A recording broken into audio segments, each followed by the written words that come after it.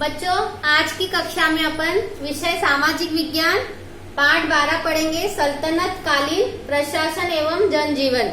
तो इसमें अपन सल्तनत काल की प्रशासनिक व्यवस्था कौन सी थी और इस काल में सामाजिक, आर्थिक और धार्मिक व्यवस्था में किस प्रकार के परिवर्तन आए और भक्ति आंदोलन की क्या क्या विशेषता थी, इन 3 विषय के बारे में जानकारी प्राप्त करेंगे। तो बच्चों, प्रशासनिक व्यवस्था का मैं आपको सबसे पहले बताती हूँ कि इसमें सुल्तान की शक्तिशाली सर्वोच्च जो है होती थी शक्ति उसकी, उसे ईश्वर का प्रतिनिधि माना जाता था। वहाँ के राजा मतलब सुल्तान को क्या माना जाता था? ईश्वर का प्रतिनिधि माना जाता था। और सत्तारूढ़ होने पर सुल्तान के नाम का खुतबा पढ़ा जाता था और तथा उनके नाम के सिक्के जारी किए जाते थे। प्रशासनिक कार्यों में वजीर उलेमा मतलब धर्म शिक्षक, जो अमीरों का सहयोग महत्वपूर्ण था और केंद्र शासन के 4 महत्वपूर्ण विभाग होते थे। वो कौन कौन से हैं? राजस्व, यहाँ लिख देती हूँ मैं, आप भी चाहो तो लिख सकते हो। केंद्र शासन के 4 महत्वपूर्ण विभाग, केंद्र शासन के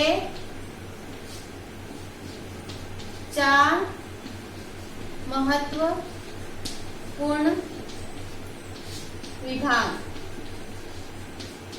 ये सल्तनत काल के है ना। सल्तनत काल में जो केंद्र शासन चलता था उसके 4 विभाग कौन कौन से रहते थे? एक तो रहता था राजस्व तथा लोक प्रशासन, राजस्व तथा लोक प्रशासन,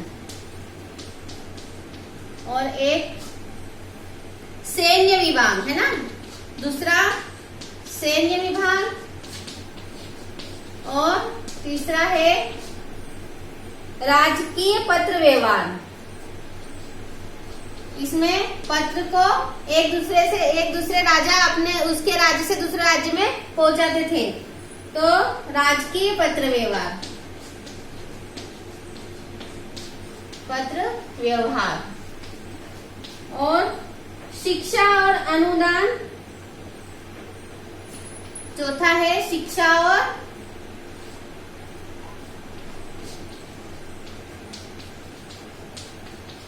अनुदान।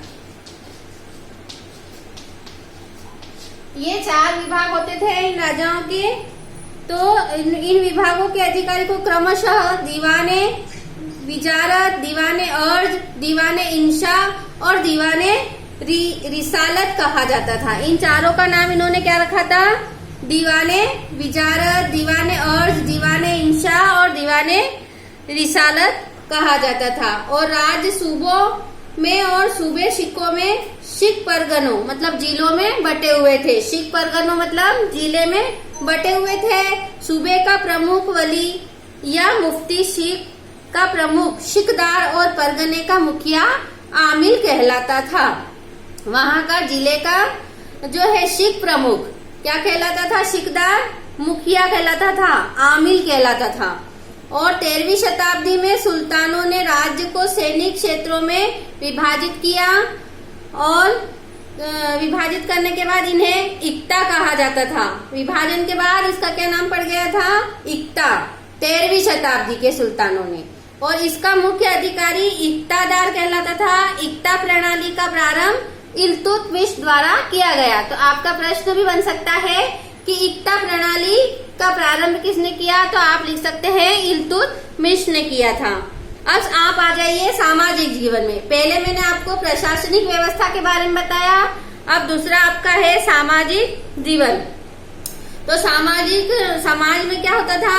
मुख्यतः हिंदू और मुस्लिम जनसंख्या निवास करती थी और समाज में उच्च वर्ग के लोग, अमीर और वह सरदार सुल्तानों का अनुकरण करते हुए विलासिता का जीवन व्यतीत करते थे। मतलब वहाँ की जनता क्या करती थी कि अमीर और जो है सरदार लोग का अनुसरण करते थे। वो जैसा कहते थे वैसा ही करते थे। वो उनके साथ भले ही अत्याचार करे, कुछ भी करे, मतलब विलासिता का जीवन, दयनीय जीवन व्यतीत करते थे। अब देखिए आप आर्थिक, इसके पहले आपको बता दें कि मोरक्को, पिछले पाठ में भी अपन ने पढ़ा था कि मोरक्को यात्री इब्न बतूता ने अपने वर्णन में हिंदुओं द्वारा किए जाने वाले आतिथ्य सत्कार की प्रशंसा की। जब वो आया था तो यहाँ हिंदुओं ने उसकी आतिथ्य सत्कार बहुत अच्छे से किया था, तो उसने प्रशंसा की है यहाँ के लोगों की। अब आप देखिए आर्थिक व्यवस्था।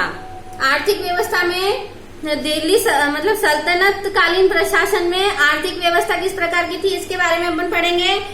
तो सल्तनत काल में प्राणियों के आर्थिक जीवन में कोई परिवर्तन नहीं आया। इनका मुख्य व्यवसाय पूर्व की तरह ही कृषि था, मतलब पहले जो खेतीबाड़ी करते थे वही करते हैं। नगरों में व्यापार बहुत उन्नति कर रहा था। भड़ोच, खंबात, मुल्तान, लखनौती, सुनारगांव आदि प्रमुख नगर व बंदरगाह थे। शिल्पकार अपने शिल्प के अनुसार नगर में अलग अलग रहते थे।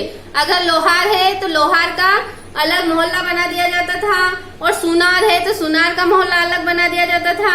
ऐसे अलग अलग सभी वर्गों के मोहल्ले अलग अलग बांट दिए थे और वो उन्हीं मोहल्लों में रहते थे। और लुहार एक बस्ती में मतलब अलग अलग बस्तियां बनाकर इनको अलग अलग रहने के लिए जगह दे दी गई थी। वस्तुओं को हाट बाजारों के माध्यम से खरीदा व बेचा जाता था। दिल्ली व्यापार का प्रमुख केंद्र था। व्यापार का प्रमुख केंद्र कौन सा था उस समय सल्तनत काल में? दिल्ली का जो है व्यापार का प्रमुख केंद्र था, जहां देश के विभिन्न भागों से सामान आता जाता था। दिल्ली से ही सभी जगहों पर सामान आयात निर्यात होता था। और निर्यात की प्रमुख वस्तुएं जैसे रेशमी कपड़ा, सूती कपड़ा, जड़ी बूटी, धातु के बर्तन और हाथी दांत की वस्तुएं आदि, कांच के बर्तन, घोड़ों का आयात निर्यात किया जाता था। किन किन चीजों का किया जाता था तो आप ध्यान से सुनिए।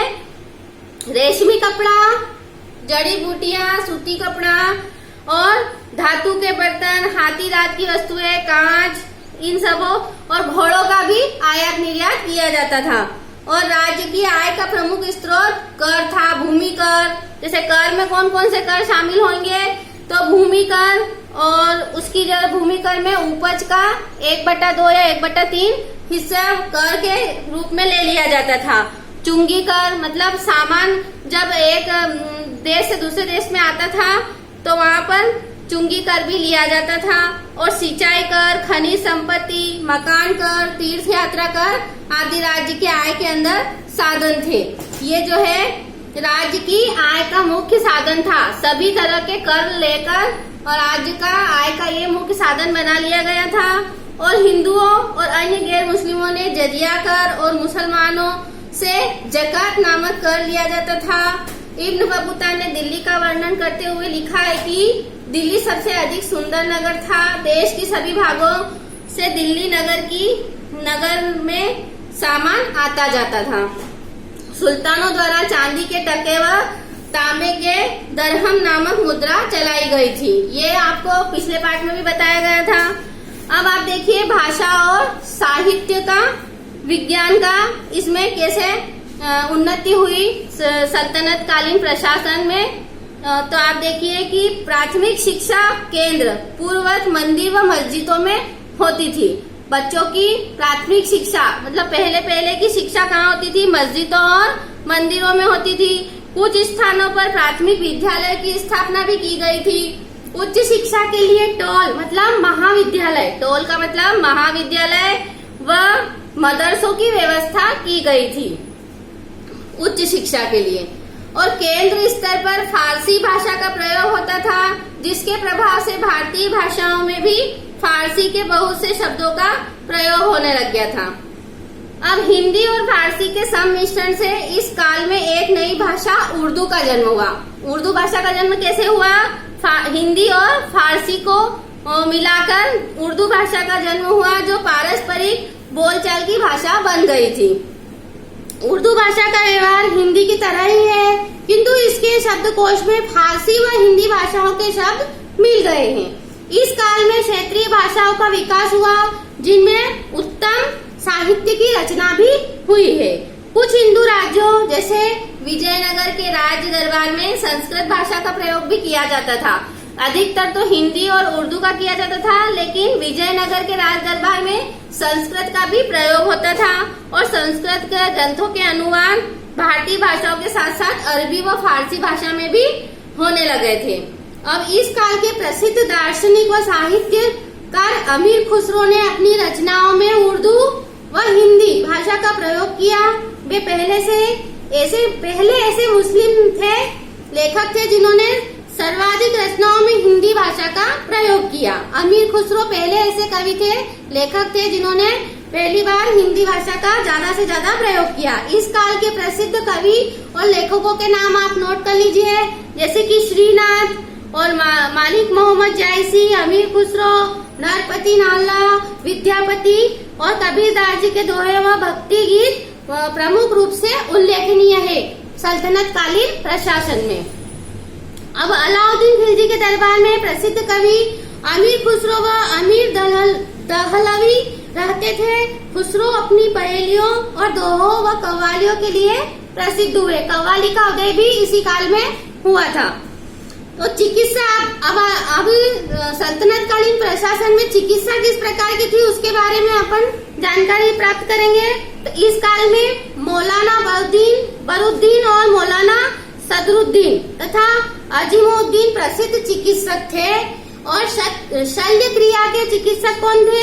वैद्य मच्छरेंद्र व जोगा नाम के दो उल्लेखनीय शल्य चिकित्सक थे। यानी किसी का अंग कट फट जाता था तो वो ऑपरेशन टाइप, अब अपन शल्य चिकित्सा को क्या बोलते हैं? ऑपरेशन। तो पहले ऐसे अगर ज्यादा खतरनाक कोई ऐसे केस हो जाते थे, हाथ कट जाता था या पैर कट जाता था, तो शल्य चिकित्सक मच्छरेंद्र और जोगा नाम के दो ही शल्य चिकित्सक थे। बाकी तीन मैंने आपको नाम बताए, मौलाना बरुद्दीन, मौलाना सदरुद्दीन तथा अजीमुद्दीन प्रसिद्ध चिकित्सक थे। और बर्री ने अपनी पुस्तक तारीखे फिरोज शाही में चिकित्सकों व खगोल शास्त्रियों की एक लंबी सूची प्रस्तुत की है। अब आप वास्तुकला में देख लीजिए कि कैसे प्रगति हुई दिल्ली सल्तनत कालीन प्रशासन में। तो तुर्क और अफगानों के आगमन के साथ फारसी और मध्य एशिया वास्तुकला की नई शैली भी भारत में आई। प्राचीन भारतीय वास्तुकला शैली में इस नई शैली के सम्मिश्रण में वास्तुकला के एक नवीन रूप का विकास हुआ। मतलब वास्तुकला में इनमें कुतुब मीनार, फिरोज शाह का दुर्ग, फिरोज शाह कोटला, अलाई दरवाजा, लाल महल, तुगलक बाग का किला और लोधी सुल्तान के रंग बिरंगे खपरेलों की डिजाइनों में सजे मकबरे। तो इसमें जो जगह जगह महल, कुतुब मीनार ऐसे बनाए गए थे, ये वास्तुकला में आए और इनमें नए अलग अलग भिन्नताएं आई और अच्छी प्रगति भी हुई। इस काल में वास्तुकला को महत्वपूर्ण विशेषता यही थी। इसके कुतुब मीनार को देखिए आप, तो उसमें कितनी सुंदरता है और कितनी अच्छी कला उसमें उभरी हुई है। तुगलक बाग का किला और लोधी सुल्तान के रंग बिरंगे खपरेलों की डिजाइन भी इसमें सम्मिलित है। तो बच्चों, इसके आगे की जानकारी अपन अगली कक्षा में प्राप्त करेंगे।